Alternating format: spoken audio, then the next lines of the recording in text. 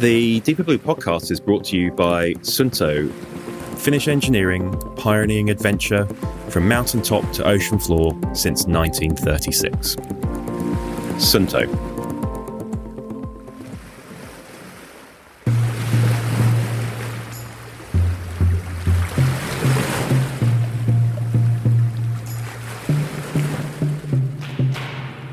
Welcome to the DeeperBlue Podcast, your weekly guide to everything that is happening around the world underwater.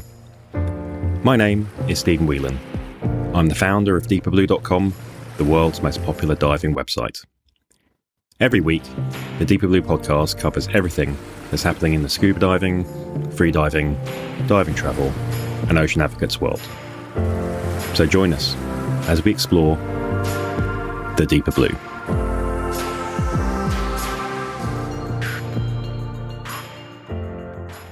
Hi everyone, welcome to episode 24 of the DeeperBlue Podcast. Come up today in this episode, we've got the latest news in the last week from around the world underwater.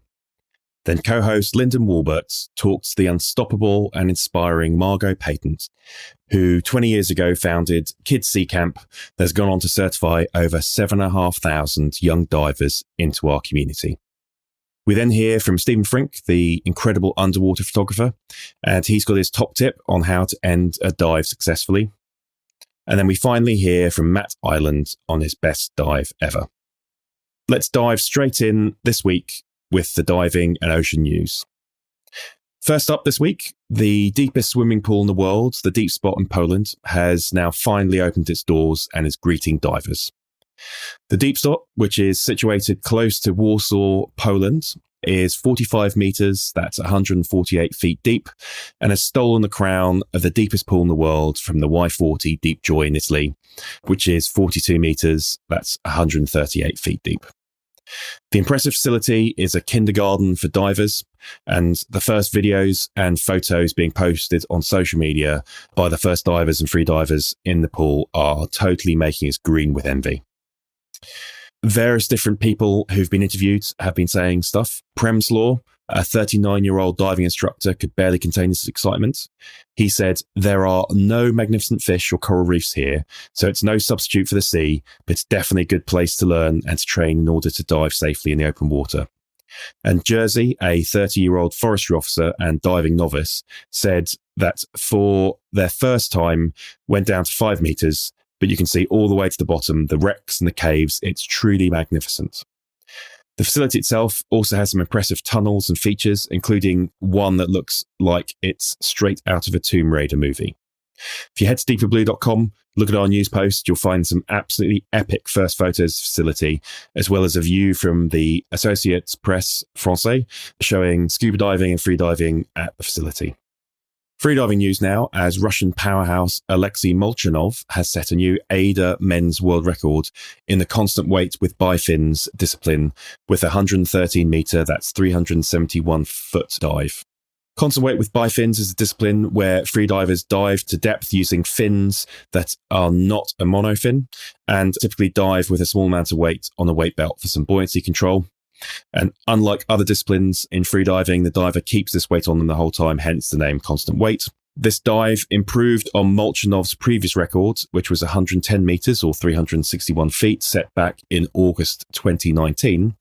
And the record took place off Sharm el-Sheikh in Egypt, one of my favourite diving locations, at the Freediving World COVID-19 Special Edition competition that's also seen a good number of national records fall. Speaking of Alexei Molchanov, his equipment company, also called Molchanov's, has been tackling the challenge of travelling with freediving equipment and keeping it protected. Lots of equipment these days are made of delicate materials such as fiberglass and carbon fibre. And to that end, Molchanov's have unveiled the hard case, which is a new 100-litre, that's 26-gallon case designed for multiple pieces of freediving equipment that includes a monofin.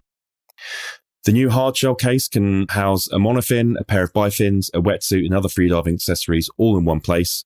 It also could be used for fin swimming equipment, mermaid tails or any other equipment you can dream up to fill your fantasy of being a mermaid or a merman. The case itself looks very much like any other normal piece of luggage you might go on holiday with. It's just wider, and it features a telescopic handle, those 360 spinner wheels that allow you to whiz your bag around the airport, an internal combustion system for easy transport, whether a freediver is taking a weekend trip to a nearby town or flying internationally, obviously when we can, for the next adventure. Comes as a hard shell in either blue or black, and it can be checked in as baggage on flights. It's now available for purchase. It retails for about €380. That's about $450. And if you head to DeeperBlue.com, you can find out a load more about it.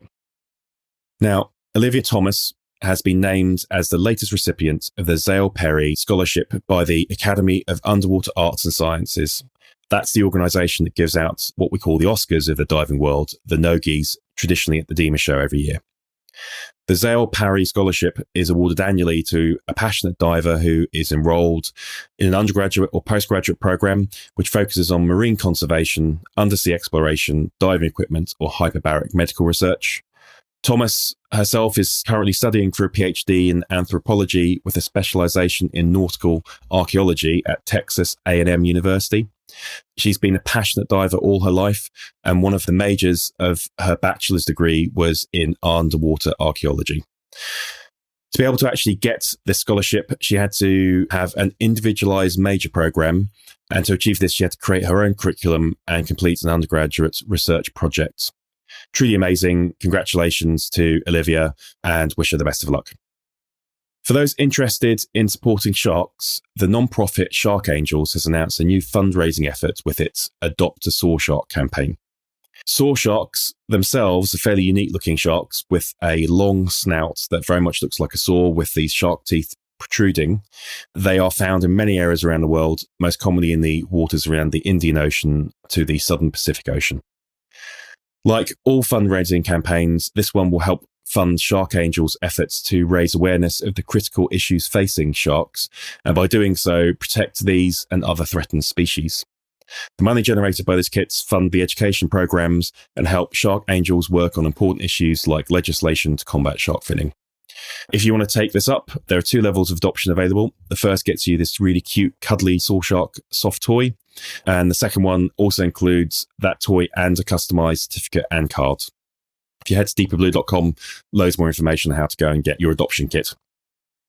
In a blow to conservation groups, as the US government has denied a petition brought by an environmental group to list the giant devil ray as an endangered or threatened species. The NGO Friends of Animals submitted their petition last February, asserting that the species, which is mostly found in the Mediterranean Sea and Northeast Atlantic, is struggling to survive amidst human development, fishing, climate change, water pollution, as well as the onslaught of microplastics.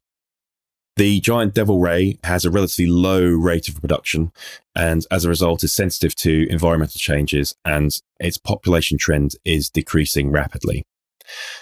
It's always hugely disappointing when efforts to help endangered species are knocked back by governments, but Friends of Animals, among other organisations, are continuing to help fight to protect these animals and so many more and help protect our oceans. Finally, it's that time of year where everyone starts counting down to Christmas. It's just been Thanksgiving in the US, and you may have received an email from me actually giving thanks to everyone who reads Deeper Blue, subscribes to us on email, listens to this podcast, or looks at us on social media. And like usual around this time, there's lots of these Christmas guides that get produced. It would be amiss of Deeper Blue not to try and help those divers and ocean advocates in your life. So if you head to DeeperBlue.com, you'll find 3 different guides. There's the Scuba Christmas Gift Guide, the Ocean Christmas Gift Guide, and finally the Freediver Christmas Gift Guide. Each has somewhere between 8 to 12 different gifts for those that love the various types of diving or are an ocean advocate. There's a whole range of different gifts in there, well worth a look, even if it's just to get yourself a little something for being such a good little elf this festive season. That's it for the news this week. Remember, you can catch up on all the latest news and happenings around the world underwater by heading to DeeperBlue.com and checking us out on Facebook, Instagram, or Twitter. And finally, if you like what you've heard, please let one other person know about this podcast. Every single listener is really important, and don't assume anyone knows about this podcast. just tell a friend, tell a family member, tell an acquaintance, just let them know about the podcast. We really do appreciate every single comment, subscribe, like, or share that you do. You are listening to the world's only weekly podcast for scuba diving, freediving, dive travel, and ocean advocacy. I'm Sofia Gomez Uribe from Colombia. I'm a freediver, and this is the DeeperBlue Podcast. Today, an interview done by our co-host, Linden Wolbert. Today, I'm honored to be speaking with the unstoppable and inspiring Margo Peyton. 20 years ago, Margo founded Kids Sea Camp. Inspired by her own children, Jennifer and Robbie, Margo created a different kind of camp, a family-centric nonprofit through which more than 7,500 children have been certified as scuba divers. Margo has been recognized and inducted into so many organizations, including the DEMA Hall of Fame, the Reaching Out Awards, Family Travel's Person of the Year, and the Patty Award for Excellence in Dive Training, and the Women Divers Hall of Fame. She also contributes to about every dive magazine there is out there as a travel writer. Margo, tell me about the moment when the light bulb blinked on with your children and you realized this is it.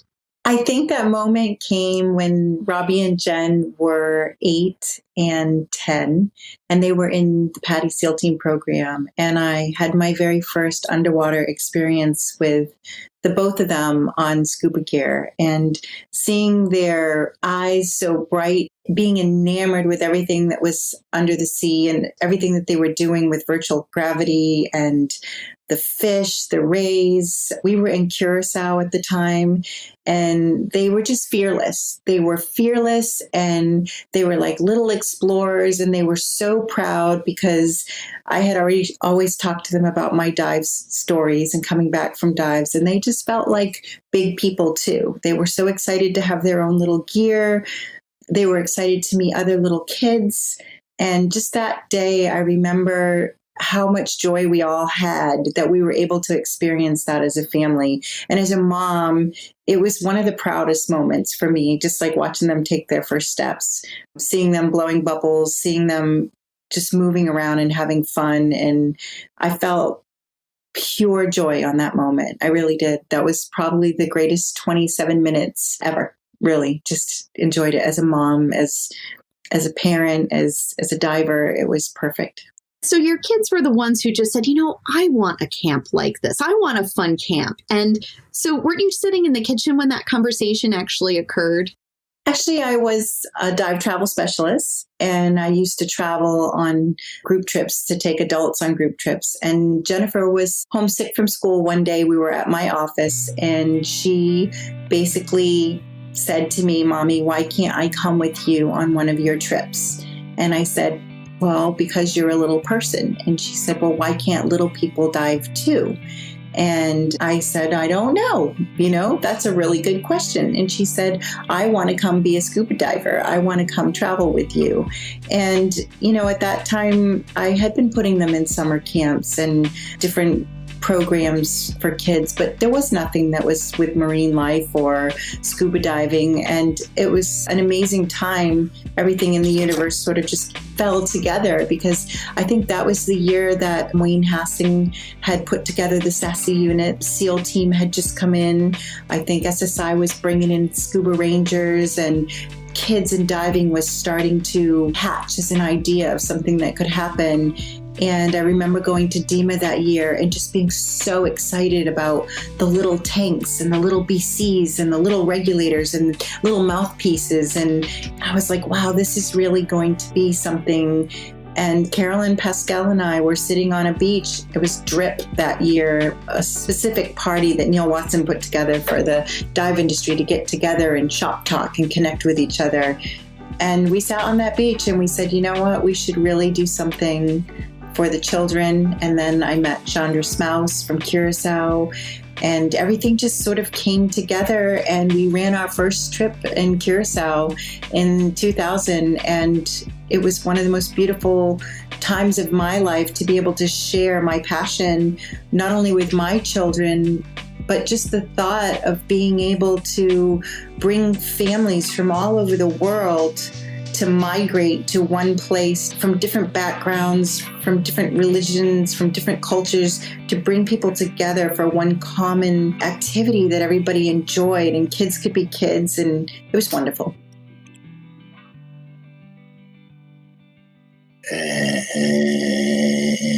Action! Hey everyone. So the DeeperBlue podcast is brought to you by Suunto, the Finnish dive computer company. I'm not going to try the Finnish accent, I'm afraid. I won't embarrass anyone. This is a perfect Finnish accent right here. Suunto. So this may be a very short-lived sponsorship, just so you know, the way we're taking the mickey out of things. But listen, so one of the things I wanted to say is some of the absolute most amazing people that we've had on the podcast, both yours and mine, Jason, actually. That's true. Mm-hmm. Are sponsored by Suunto. They're Suunto divers. William Truebridge, the 19-time... 18 or 19? 19-time world record freediving champion. And very nice guy, I got to say. I did the interview with him. He was a very nice guy. Yeah, I absolutely love Will. Fantastic guy. Had a little baby, which you and I know a lot about earlier in the year. So congratulations, Will. Very, very cool. Did you say Jill Heinerth also is sponsored? Jill Heinerth is the absolutely amazing cave diver. Incredible. Jill. Incredible. Read her book. Absolutely love seeing Jill and talking to her. She has been to places on this planet in caves that less people have been to than have been to the moon. That's right. And her book, I got to say, my wife just started reading her book last night because for my other podcast, the Big Deep Podcast, I actually did a 2-parter episode with her. And my wife listened to the episode about her, and she said it was such an amazing episode that she wants to read the book. And the book is actually incredible. And she's able to do a lot of this because she is sponsored by Suunto. Yeah, absolutely amazing person, Jill, and very humble, down to earth. And do you think does Suunto have a specific cave dive computer? Is that something that is out there? What would be that? Is there something like that? It's not specific. Yeah, I mean, cave diving is a very technical, very precise discipline in scuba. Yeah. And they have products which are geared towards that. So things like the Eon Steel, for example, computer is very geared towards technical diving. It's a lot of mixed gas, especially deep and long cave dives you need mixed gas and all that stuff. So that's where the products come in. Whereas someone like a free diver like William will want the smallest computer, he does want something bulky on his wrist that's going to interfere with his dive profile and how hydrodynamic he is. Right. How streamlined in the water. So nice wrist watch that he can just have on his wrist would be fantastic, which is like the D5.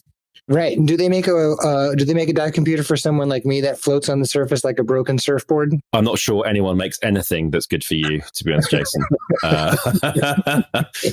But I think you could, actually. So certainly they used to have like the Zoop or whatever it is, which was the big beginner, bright yellow, very big, easy to read, easy for aging eyes. Don't need to wear glasses type thing. It's big buttons. I do. Yeah. So for my ham-handed fingers.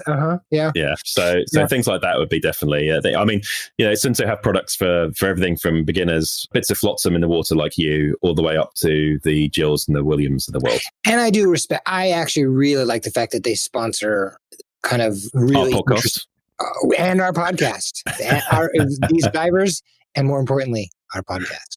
Absolutely, Suunto.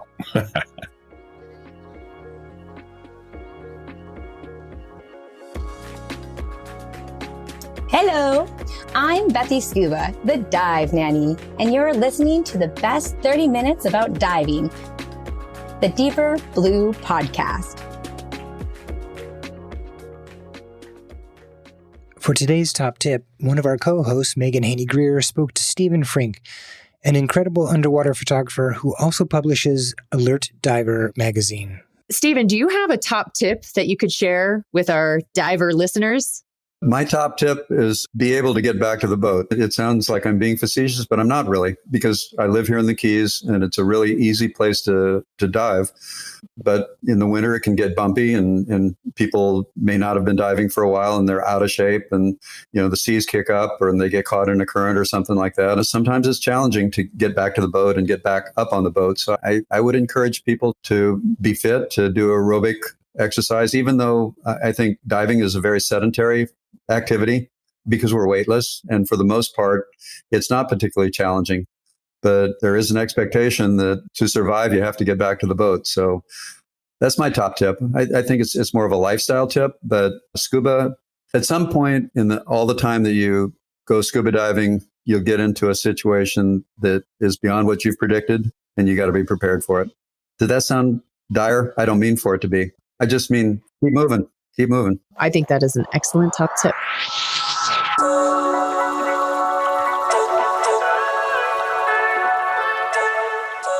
Finally, every episode, we share a story from you, the dive community, where we ask you to tell us about your best dive ever.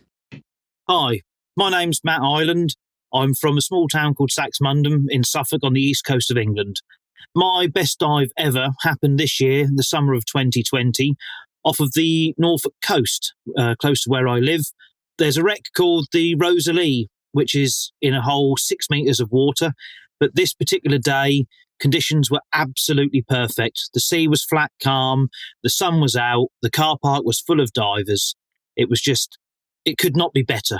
I was with a group of good buddies of mine, several I've trained with before, and we just did a dive on the Rosie, as it's known. There was plenty of life on there. There was no big ocean roaming species, nothing rare. There's plenty of little bits and pieces. Several of the friends, avid cameramen, and so I acted as an unofficial spotter, and it was just the perfect dive. There was plenty of life, it was with good friends, conditions were perfect, and to me it just sums up what diving is about. It was an absolutely fantastic day in which I drove home at the end of it with just a massive smile on my face. I've long been a big advocate of UK diving, and that day just summed it up absolutely perfectly to me, and I'd recommend anybody try diving in the UK. We'd love to hear your story about diving. So at the end of the show, you'll find out all the info you need to submit your best dive ever.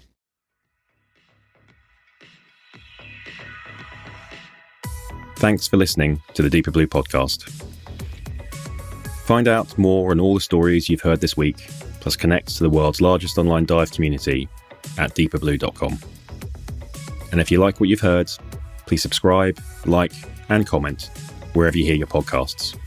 These comments and subscribes really make a difference. Before we go, I want to give a big shout out to Jason Elias, our producer. In case you didn't know, he has an amazing podcast about people who have a deep connection to our world's oceans. Connections strong enough that they've dedicated some part of their lives to being in or working on behalf of the water. Take a listen when you get a moment to Jason's show, The Big Deep Podcast. Every week, we want to hear your stories and share them with the world. So please record and send in your short story of your best dive ever. Keep it brief, no longer than 2 minutes, please. And in it, tell us your name and location, where you were on the dive, what happened that made it so great, and why it's meant so much to you. You can get that over to us at bestdiveever@DeeperBlue.com, or head to our website, podcast.DeeperBlue.com/best dive ever. Join us again next week and explore much more of the Deeper Blue.